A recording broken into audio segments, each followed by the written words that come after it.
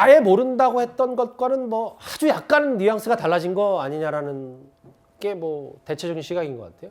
누군가 술 마시다가 전화 바꿔줬다는 얘기 있는데 기억 안 난다.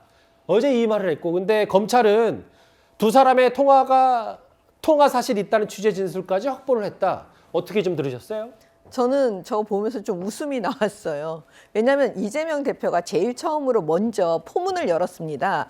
김성태 모른다고요. 그러니까 또 김성태 전 회장이 또 거기에 답가를 하듯이 나 이재명 모른다. 이렇게 지금 얘기를 한 거거든요. 그러니까 두 사람이 어떤 식으로든 말을 맞추고 있다라는 걸 그냥 불보듯이 보여줬어요. 그러니까 일단은 모른다라고 잡아뗀 것 같아요. 그런데 문제는 뭐냐면 수사를 하다 보면 어느 쪽에서 이런 얘기들이 불거질지 모르거든요. 이미 검찰은 진술을 확보하고 있었던 겁니다.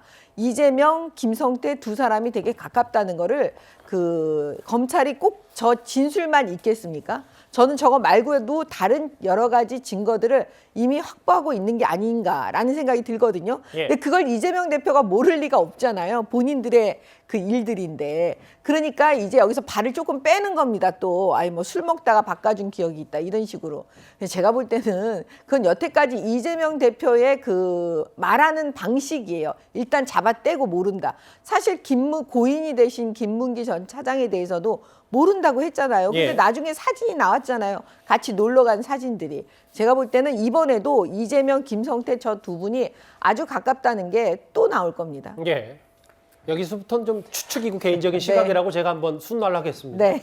근데 이도원 의원님, 뭐 네. 사실 이 두 사람은 서로 모른다고 하니까 뭐 아직 좀 의문점은 있습니다만 일단 그렇다고 하더라도 두 사람 사이에 이화영 전 부지사가 있고 지금 여러 검찰에서 김성태 전 회장이 여러 진술을 할 때 이화영 전 부지사에게 여러 법인카드 비용들을 나중에 그 사회에서 그만두고 부지사가 됐어도 계속 지원해줬다는 얘기도 있기 때문에 이 부분은 검찰이 그 연결고리를 좀 풀어야 될 것 같아요. 만약에 저 사실이 맞다면. 뭐 두 사람이 안다 하더라도 사실 그 자체가 중요한 건 아니죠. 거짓말에 대한 어떤 이제 도덕적 그 문제 제기는 있을지 모르지만 그보다 더 중요한 거는 두 사람 사이에서 어떤 그 불법이 저질러졌느냐 그 문제 아니겠습니까? 우선은 변호사비를 대납을 했느냐 이 문제가 있고 대북 사업에서 쌍방울이 그 개입을 했는데 그 과정을 다 그 이재명 그 당시 경기도지사가 알고 있었느냐 이 두 가지 문제가 가장 그 중요하지 않겠습니까?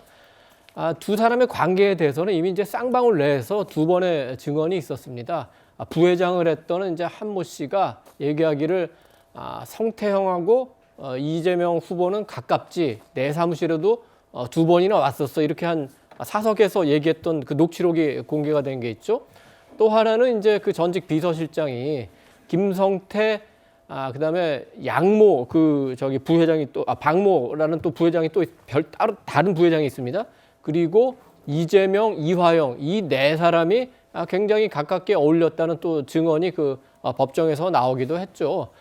그래서 이제 검찰은 사실 그 동안에 그 두 사람의 관계를 그 추적을 해왔고 지금 공개된 이거 말고도 두 사람이 그 가까울 수도 있다는 여러 가지 방증을 갖고 있고.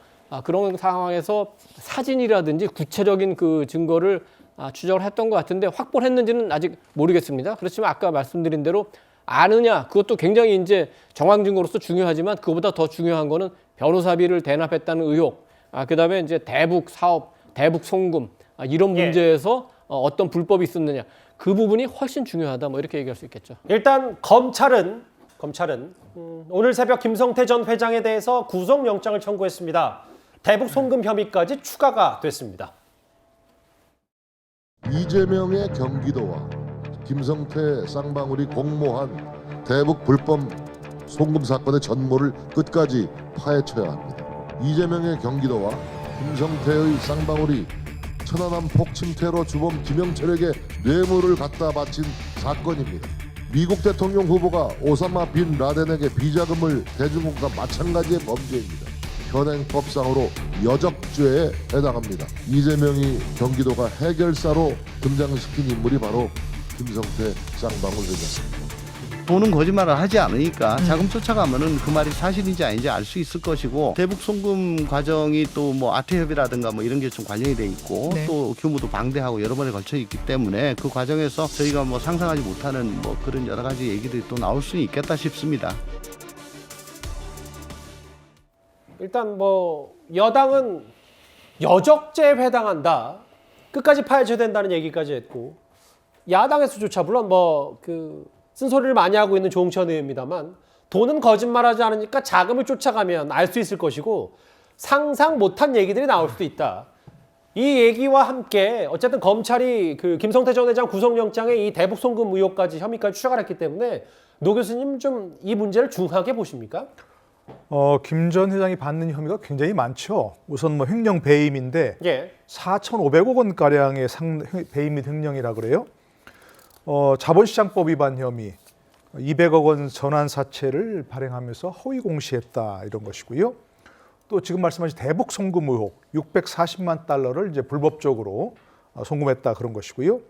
뇌물 공여, 이화영 전 경기도지사에게 이제 부지사에게 3억 원 뇌물 공여했다는 것이고 증거인멸 교사 이런 것들이 있다는 거예요. 영장에 적시된 것은. 근데 이제 그 우리가 지금까지 쌍방울 사건에 관심을 가졌던 이유가 바로 이재명 대표의 변호사비 대납 의혹 아니었습니까? 예. 그건 빠졌다는 것이고요 아직. 예. 그러니까 이제 더 수사가 필요한 검찰이 거겠죠. 그걸 보강 수사하겠다고 하더라고요. 그런데 우리가 이후 김성태 전 회장이 이와 같은 범죄를 저질렀냐는 것만 가지고 이렇게 떠들썩하지 않잖아요. 예. 과연 예를 들어서 전환사채 허위 공시 등을 통해서 마련한 돈이 어디로 갔느냐? 그게 혹시 이재명 대표의 변호사비 대납에 쓰인 거 아니냐? 이런 거고 또 대북 불법 송금을 했다? 쌍방울이 그것만 가지고서 문제가 아니라 바로 이재명 지사가 대표 경기도지사로 있을 때 예. 경기도가 내야 할 돈을 대신 내준 거 아니냐? 북한에다가 이런 것 바로 이재명 대표와 연결고리가 중요한 거 아니겠습니까? 그러니까 이와 같이 굉장히 관심을 가지고 보는 거 아니겠습니까? 그래서 지금 그 예. 정진석 비대위원장이 여적죄라는 표현까지 썼는데 이 예. 말도 좀 풀어주세요. 여적죄. 여적죄라는 게 이제 우리의 적을 도와준 한마디로 그런 것들인 거죠. 우리의 적국이 현재 법률상 적국은 이제 북한이 맞으니까 그 북한에다가 이익이 되는 도움을 주는 그런 행위가 이제 여적죄에 해당하는 사실 건데 돈 보낼 때도 정부 당국의 승인 예. 없이는 단 한 푼도 보낼 수가 없잖아요. 그 자체가 불법이고 그게 이제 넓게 따지자면 여적죄에 해당할 수 있는 그런 부분들인데 지금 이제 뭐 다시 한번 말씀드리지만 김성태 전 회장의 불법 행위가 얼마나 있느냐, 예. 그것이 얼마나 중하냐 이런 것보다는 많은 사람이 관심 갖고 이렇게 주요 언론들이 떠들썩한 것 중에 하나는 현직 제1야당 대표인 그리고 과거 대통령 후보였던 이재명 대표와의 관계가 어떠냐. 그렇죠.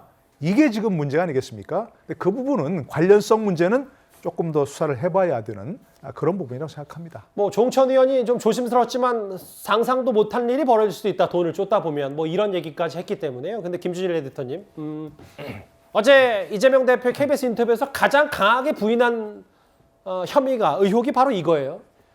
변호사비를 왜 쌍방울이 대신 내주냐. 대낮 도깨비 같은 일이고 재판에 본인을 넘기면 미쳤다고 생각한다라고 얘기를 했는데 근데 김준일 에디터님도 여기 뉴스탑10 출연하실 때마다 다른 부분보다 이 변호사비 대납 의혹이 뭔가 더 만약에 혐의가 있다면 꽤 이재명 대표에겐 치명타가 될 거라고 말씀을 좀 하셨었잖아요.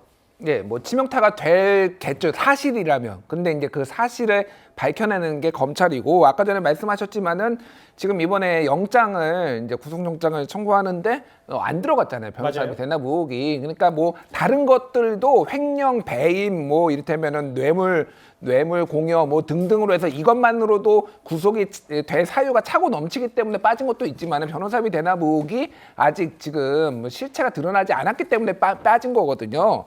그래서 변호사비 대납 의혹은 크게 이제 두 가지로 지금 구성이 됐는데 하나는 이병철 씨 지금 그 뭐 서울 양천구에서 병사한 그 이병철 씨가 이태영 변호사 그 공직선거법을 대법까지 변호한 그 이태영 변호사를 찾아가 가지고 녹취한 사업가 최모 씨랑 녹취한 건데 이거에 대해서는 3개의 녹취록이 있었는데 이 사업가 최모 씨 등등이 가가지고 사실이 아니었다 그리고 이거를 부풀려서 얘기했다라는 게 검찰의 기록이 있고 예. 그리고 그 이후에 수사를 해가지고 이태영 변호사를 주변을 이제 계좌를 추적을 했는데 못 찾았어요. 그리고 또 하나는 쌍방울에서 20억 원을 이태영 변호사 법무법인에 송금을 한 사실이 있는데 이게 기업의 인수합병이 있는데 안심거래식으로 에스크로 거래를 해가지고 인수합병이 무산되니까 돌려줬다라는 거예요. 예. 핵심은 뭐냐면은 그러면은 쌍방울이 인수합병을 하려고 하는 회사가 뭐였는지 그게 실체가 있는 건지를 검찰이 밝혀내면 되는 거예요. 예. 근데 그거를 밝혀내지 않고 계속 얘기만 하는 게 지금 저는 좀 의아해요. 빨리 그게 문제가 있으면 밝혀내면 되는 것 같습니다. 네. 일단 검찰은 변호사비 대납 의혹은 김성태 전 회장 영장에 추가를 하지 않았더라도 보강 수사를 하겠다 이렇게 얘기를 했으니까요. 뭐 김성태 전 회장이 피의자 신문 그러니까 구속영장 실질심사에 출석하지 않을 것으로 전해지면서 일단 신병이 확보될 가능성이 커졌기 때문에 검찰 이 부분 잘 들여다볼 것 같습니다. 이재명 대표 얘기 저희 뉴스탑10 중반부에 집중적으로 살펴봤고요.